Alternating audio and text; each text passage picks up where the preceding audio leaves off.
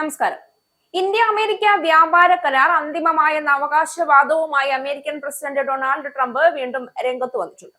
പ്രധാനമന്ത്രി നരേന്ദ്രമോദിയുമായി ഫോണിൽ സംസാരിച്ചതിന് പിന്നാലെ തിങ്കളാഴ്ച ട്രൂത്ത് സോഷ്യൽ വഴിയാണ് ട്രംപ് കരാർ പ്രഖ്യാപനം നടത്തിയത്. അതിലെ വ്യവസ്ഥ പ്രകാരം ഇന്ത്യക്കുള്ള തീരുവ 25% നിന്ന് 18% കുറച്ചെന്ന് ട്രംപ് അവകാശപ്പെടുന്നു. തീരുവ കുറച്ചതിന് പ്രധാനമന്ത്രി നരേന്ദ്രമോദി ട്രംപിന് നന്ദി പറഞ്ഞുവെങ്കിലും വ്യാപാര കരാറായി എന്ന് സ്ഥിരീകരിച്ചിട്ടില്ല. ആഗോള രാഷ്ട്രീയ വേദിയിൽ ഇന്ത്യ ഇന്ന് നിലകൊള്ളുന്നത് ഒരു സ്വതന്ത്രവും ആത്മവിശ്വാസപരവുമായ ശക്തിയായി തന്നെയാണ്. ഒരു കാലത്ത് വലിയ രാജ്യങ്ങളുടെ സമ്മർദ്ദങ്ങൾക്ക് വഴങ്ങേണ്ടി വന്നിരുന്ന ഇന്ത്യ ഇന്ന് സ്വന്തം ദേശീയ താൽപര്യങ്ങളിൽ ഉറച്ചു നിൽക്കാൻ ധൈര്യമുള്ള രാഷ്ട്രമായി വളർന്നിരിക്കുന്നു. ഈ മാറ്റത്തിന്റെ മുഖ്യ ശില്പി പ്രധാനമന്ത്രി നരേന്ദ്രമോദിയാണ് എന്നതിൽ സംശയമില്ല. ഇന്ത്യ അമേരിക്ക വ്യാപാര ബന്ധങ്ങളെ കുറിച്ച് US പ്രസിഡന്റ് ഡൊണാൾഡ് ട്രംപ് നടത്തിയ അവകാശവാദങ്ങൾ ഈ യാഥാർത്ഥ്യം വീണ്ടും ലോകത്തിന് മുന്നിൽ തുറന്നുകാട്ടും. ഇന്ത്യക്ക് മേൽ ചുമത്തിയിരുന്ന തീരുവ 18% കുറച്ചുവെന്ന ട്രംപിന്റെ പ്രഖ്യാപനം ഒരു ദാനമായല്ല, മറിച്ച് മോദിയുടെ ശക്തമായ നിലപാടിന്റെ ഫലമായിട്ടാണ് ലോകം വിലയിരുത്തുന്നത്.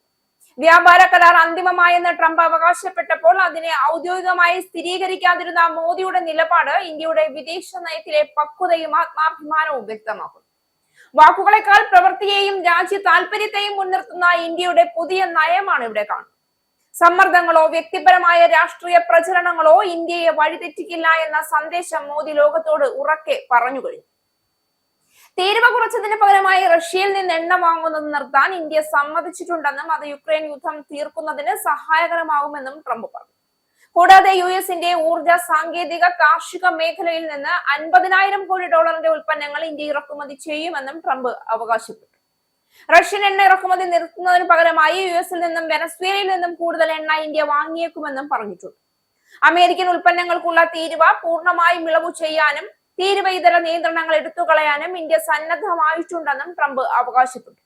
ഈ സംഭവ വികാസങ്ങൾ ഒറ്റ നോട്ടത്തിൽ നോക്കുമ്പോൾ ട്രംപിന്റെ രാഷ്ട്രീയ ശൈലിയും മോദിയുടെ രാഷ്ട്രത്തലവൻ എന്ന നിലയിലുള്ള പക്വതയും തമ്മിലുള്ള വ്യക്തമായ വ്യത്യാസമാണ്. ട്രംപ് അവകാശവാദങ്ങൾ നിരത്തുന്നുണ്ടെങ്കിലും ഇന്ത്യയിലെ മുഴുവൻ ജനങ്ങളുടെയും താല്പര്യങ്ങൾ മുൻനിർത്തി മാത്രമാണ് തീരുമാനങ്ങൾ എടുക്കുന്നതെന്ന് മോദി പലപ്പോഴും പ്രഖ്യാപിക്കുകയും അത് നടപ്പിലാക്കുകയും ചെയ്തിട്ടുണ്ട്. അതുകൊണ്ട് തന്നെ ട്രംപിന്റെ അവകാശവാദങ്ങളും മുട്ടാമ്പോക്ക് ന്യായങ്ങളും അവിടെ തന്നെ ഇരിക്കുകയുള്ളൂ.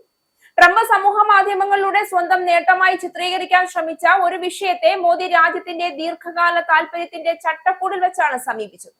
കരാറുകൾ പ്രഖ്യാപിക്കപ്പെടേണ്ടത് ട്വീറ്റുകളിലൂടെയല്ല, ഔദ്യോഗിക നടപടികളിലൂടെയാണെന്ന മോദിയുടെ നിലപാട് ഇന്ത്യയുടെ അന്താരാഷ്ട്ര പ്രതിച്ഛായയെ കൂടുതൽ ശക്തിപ്പെടുത്തും. ഇന്ത്യ ആരുടെയും മുന്നിൽ തലകുനിക്കുന്ന രാജ്യമല്ല, സമത്വവും പരസ്പര ബഹുമാനവും ആവശ്യപ്പെടുന്ന ശക്തിയാണ്. ട്രംപിന്റെ വാചകവീര്യം മോദിയുടെ ധീരമായ നിശ്ചയദാർഢ്യത്തിന് മുന്നിൽ മങ്ങിപ്പോയെന്നതാണ് ഈ സംഭവത്തിന്റെ യഥാർത്ഥ സന്ദേശം. ഇന്ത്യയുടെ വിദേശ നയം ഇന്ന് വ്യക്തമായ ദിശയിലേക്കാണ് നീങ്ങുന്നത്. ഇന്ത്യ ആദ്യം എന്ന ആശയവുമായി, എന്നാൽ ലോകത്തോട് സൗഹൃദത്തോടെയും ആത്മവിശ്വാസത്തോടെയും. ഈ ധൈര്യവും വ്യക്തതയും തന്നെയാണ് നരേന്ദ്രമോദിയെ ഒരു ശക്തനായ ആഗോള നേതാവാക്കി മാറ്റുന്നത്, ഇന്ത്യയെ ലോക രാഷ്ട്രീയത്തിലെ നിർണായക ശക്തിയാക്കുന്നത്.